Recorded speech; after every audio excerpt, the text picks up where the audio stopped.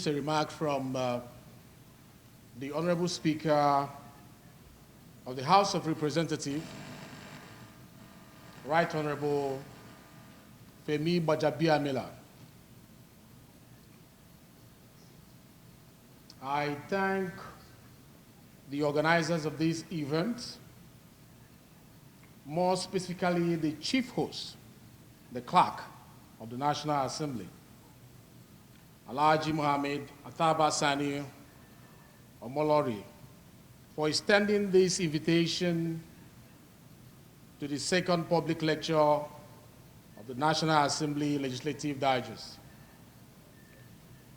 Democracy, according to Plato, is a robe of many colors, embroidered with all the flowers of the field. Nothing can be more beautiful, yet more difficult to sustain. The sustaining element of democracy is found in the people, and the collective desire of the people is expressed through the legislature. Therefore, the fulcrum of any democracy is the legislature, the assembly of the elected representatives of the people.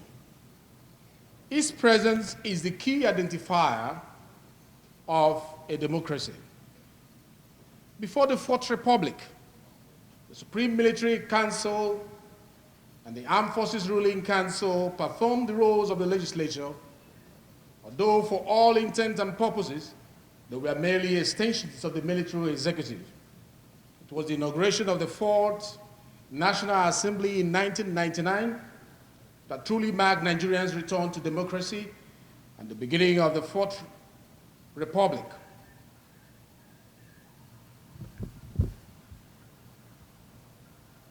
Marked Nigerian return to democracy. It therefore follows that any appraisal of the Fourth Republic must begin with an appraisal of our National Assembly.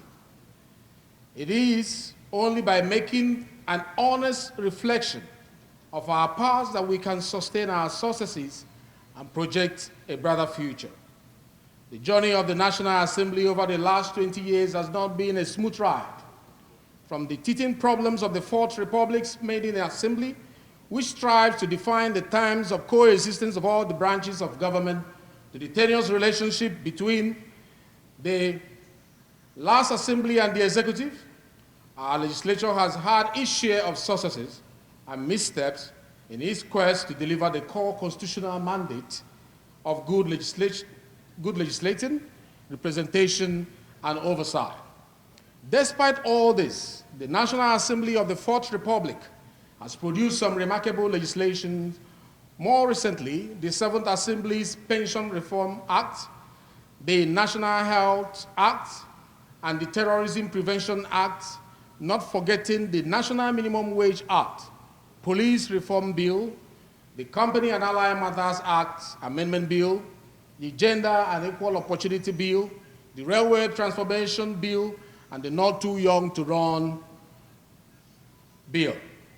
It is also remarkable that the last assembly introduced a total of 2,569 bills and passed 704 of them, an improvement from the Seventh Assembly, which introduced 1,063 bills and passed 106 of them.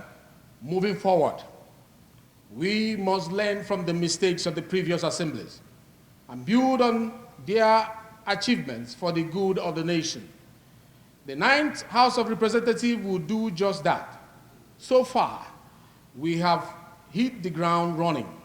As at Wednesday, July 24th, 2019, barely a month post-inauguration, 287 bills had passed first reading, with 2 of them passing second reading in the House.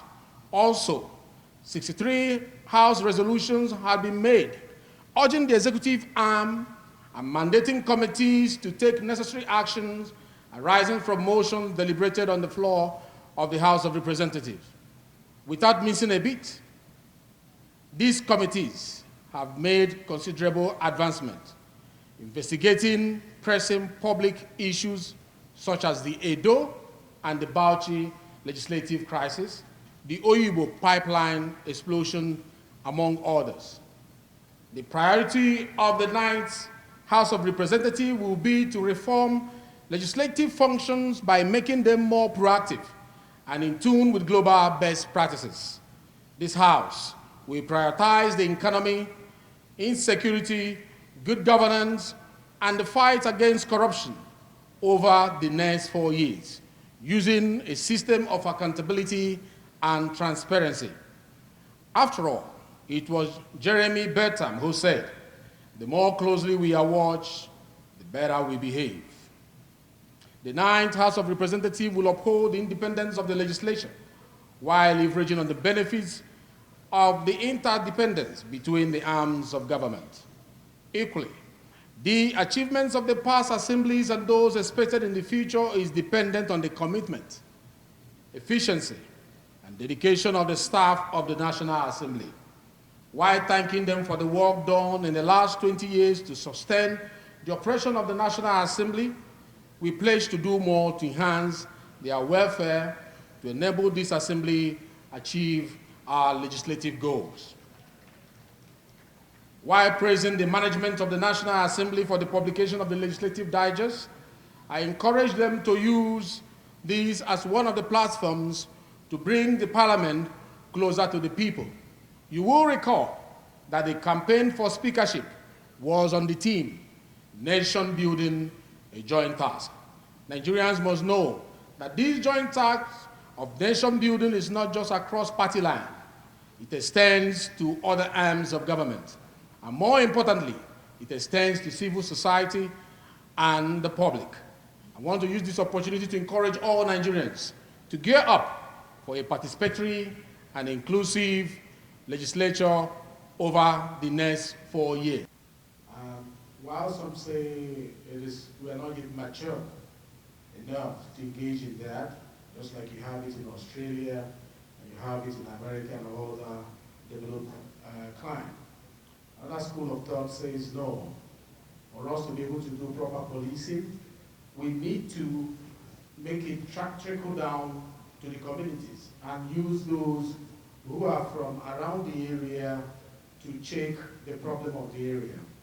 From the keynote speaker, he said 400,000 people policing 200 million people. It will never work. Truth be told, it will never work. And if you look around the country, you find out that it is not working.